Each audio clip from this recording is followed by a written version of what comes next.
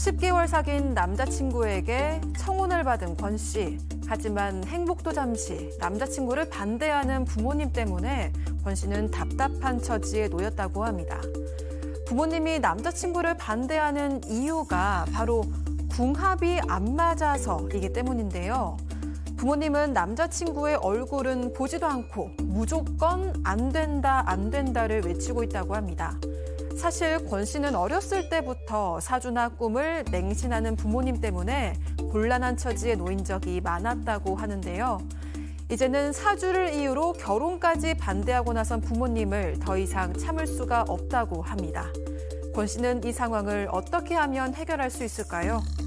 야, 걔 만나봤더니 별로더라 뭐 이런 것도 아니고 그냥 무조건 안 되는 거야 이게.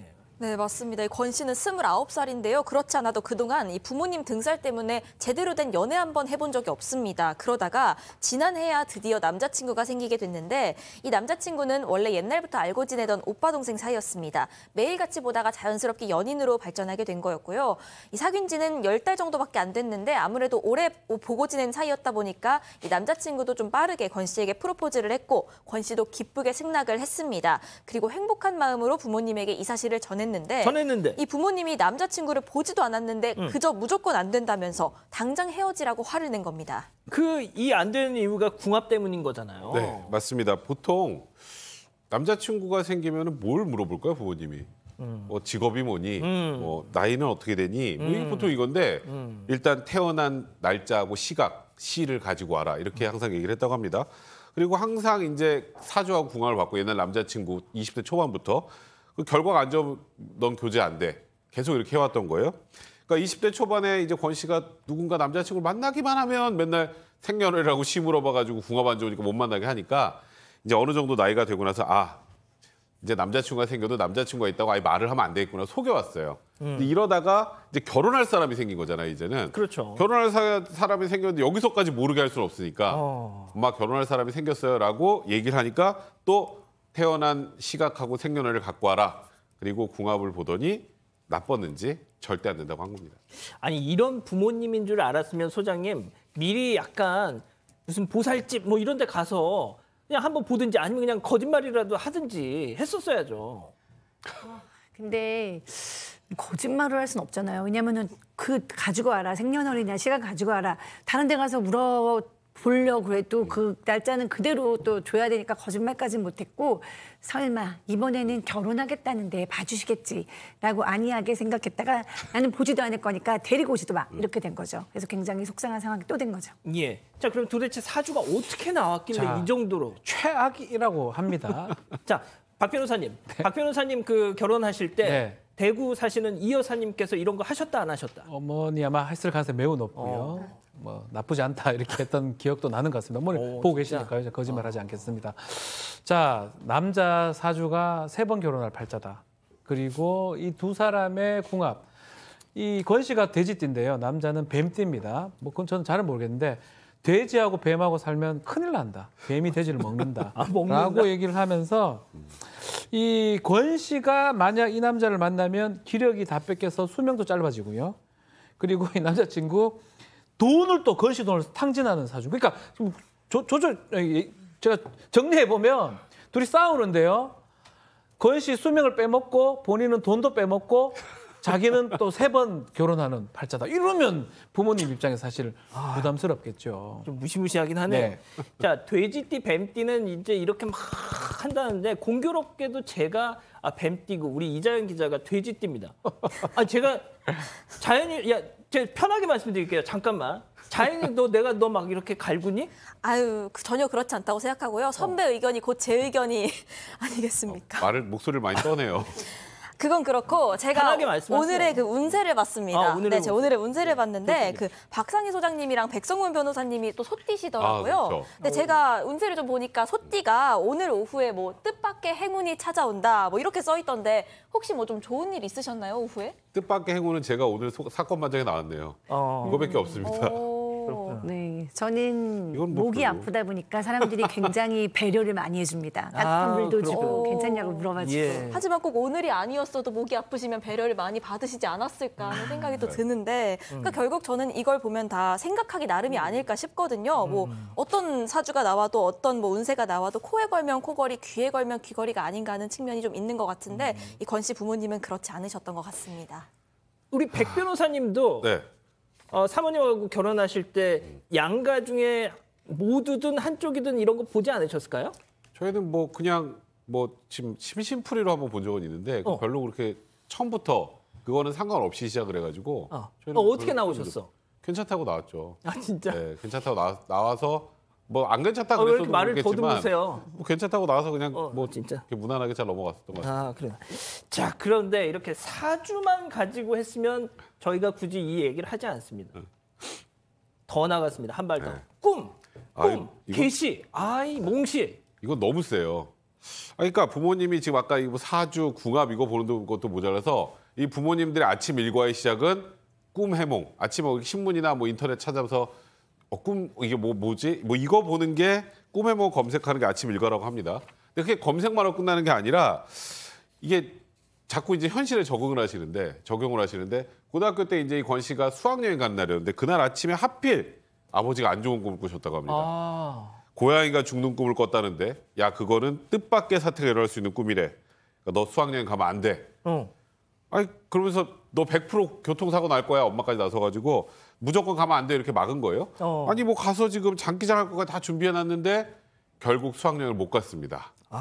근데 뭐 제가 생각에 별일 없었을 것 같고 나머지 학생들 다 잘 갔다 온 걸 보면 예. 그리고 심지어 학교 갈 때 가방에 마늘을 넣고 다니면 악귀가 빠진다. 아이고야. 그래서 가방에 마늘을 넣으면은 학교에서 어떻게 될까요? 그 냄새 때문에. 보통 드라큘라 뭐 이런 거 할 때 이 마늘 그래서 하는데. 친구들에게 놀림감까지 되면서 굉장히 힘들었다고 합니다. 아니 그러면은 뭐 안 좋은 꿈 꿀 때는 뭐 어르신들 저럴 수 있다고 쳐요. 좋은 꿈 꾸면은. 좋은 꿈도 꾸겠죠. 그럼 그것도 믿어요.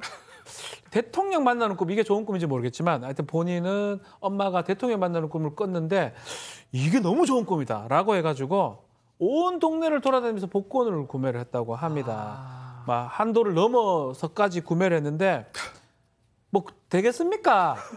하나도 안 됐어요. 아니 근데 진짜 1등 당첨 후기 이런 거 보면 그 꿈 돼지 꿈 근데 뭐 이런 꿈이 거- 이제 이런 대통령 꿈이 아니고 뭔가 이렇게 돼지나 뭐 이런 꿈을 뭐 꾼다고 하긴 뭐 돈 이런 꿈을 꾼다고 아니 하는데 근데 그런 분들이 그런 말씀하시더라고요.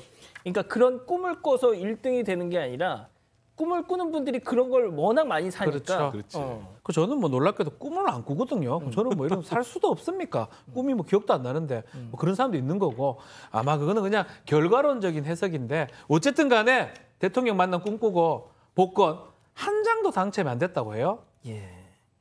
아 근데 진짜 이 우리 정서상 솔직히 이게 과학적이진 않잖아요. 그것 때문에 진짜 이 경우처럼 그것 때문에 일상생활의 모든 어떤 의사결정을 다 하는 이런 거는 좀 아닌 것 같지만 다들 이렇게 그냥 심심풀이로 하시긴 하시지 않습니까? 약간은 전 할 수 있다고 봐요. 저희 어머니도 뭐 이렇게 전화 와가지고 어제 꿈자리가 사납더라. 좀 아이고. 조심해라. 이런 거는 저는 큰 문제 없다고. 방송 나가서 쓸데없는 얘기하지 그래, 마라. 니 오늘 좀에 안 좋더라. 뭐 이렇게 얘기해 주십니다. 아, 진짜. 모니터링도 해주시고. 근데 그 정도는 큰 문제가 없는데 이거 지금 혼인 같은 거는 중대사잖아요. 이거를 갖고 지금 3번 결혼할 팔자라니 뭐 뭘 빨아먹는 팔자라니 이렇게 지금 얘기해서 막는 거는 이거는 좀 너무 잡아먹는 거였습니다. 안 잡아먹어져요? 예, 쉽게 잡아먹어집니까? 먹어집니까? 그래서 그건 좀 가하지 않나 생각이 들어요. 그렇군요. 아니 근데 저는 개인적으로 저는 이제 그 이것도 물론 결과론적이긴 합니다만 한번 이제 제가 고3 때 진짜 수능이 있기 일주일 전에 그때 고3 그 선생님한테 한번 엄청 맞아가지고 제가 막 그 리듬을 잃어버렸습니다. 그래서 수능을 완전 망했거든요. 말도 안 돼. 그때 제가 본고사를 보던 시절이었는데 어머니가 부적을 딱 야 너 이거 해. 아이 뭘 이런 걸 다 하면서 다 집어넣었죠. 예.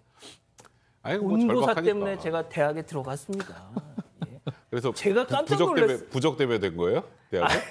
그러니까 뭐 결과론적으로 마음의 위안을 삼는 거 정도로는 그건 아, 괜찮은데. 근데 제가 워낙 공부를 안 했었어서 이제 항상 이건 그렇잖아요. 부적의 이런 힘이다라는 일도. 생각이 이건 뭐 이 과학적이지 않은 얘기입니다. 농담이고요.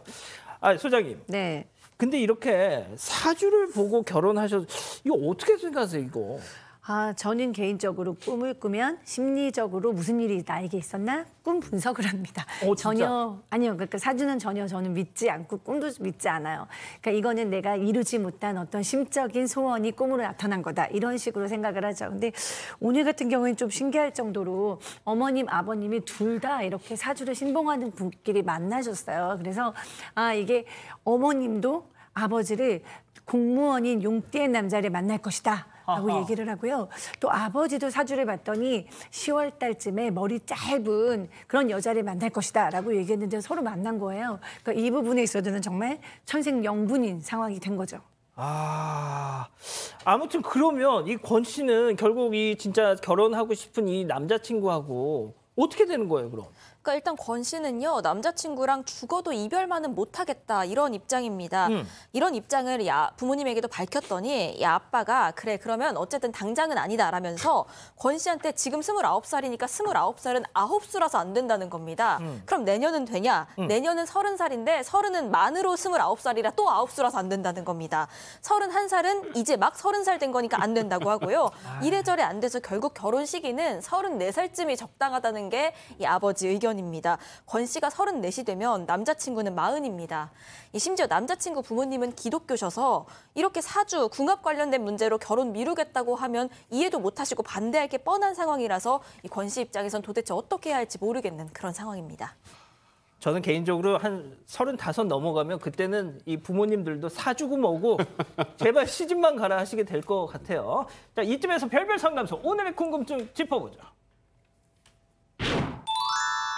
자, 사주와 꿈을 맹신하는 부모님. 아, 진짜 이 궁합 또는 뭐 꿈을 이유로 결혼도 반대하는데 이거 어떻게 하면 좋겠냐? 이거 백 변호사님부터 쭉 이렇게 말씀 주시죠. 일단은 이 아버지가 말한 것처럼 34세는 결혼시켜줄게라고 하면 34쯤 되면 다시 궁합이 안 맞는다고 하실 분들입니다. 그러니까 여기서는 결국 선택을 해야 돼요. 부모님을 선택할 것인지 본인의 남자친구를 선택할 것인지. 이거는 지금 양쪽이 어떻게 해결이 되거나 합의가 되거나 할 수 있는 구조 자체가 아니기 때문에 저는 개인적으로 본인이 정말 이 사람과 나는 평생을 하겠다고 생각을 하면 결혼을 하고 그리고 그 이후에 부모님을 설득해야죠. 잘 사는 모습 보여주면서. 근데 그게 아니면은 그러니까 지금 본인은 죽어도 못 헤어진다잖아요. 근데 뭐 부모님을 설득하는 건 불가능한 일인 것 같으니 지금 현 시점에서. 그러니까 결국 이 여성이 부모님이냐 지금 본인의 남자친구냐 이 둘 중에 하나를 선택할 수밖에 없는 그런 상황인 것 같습니다.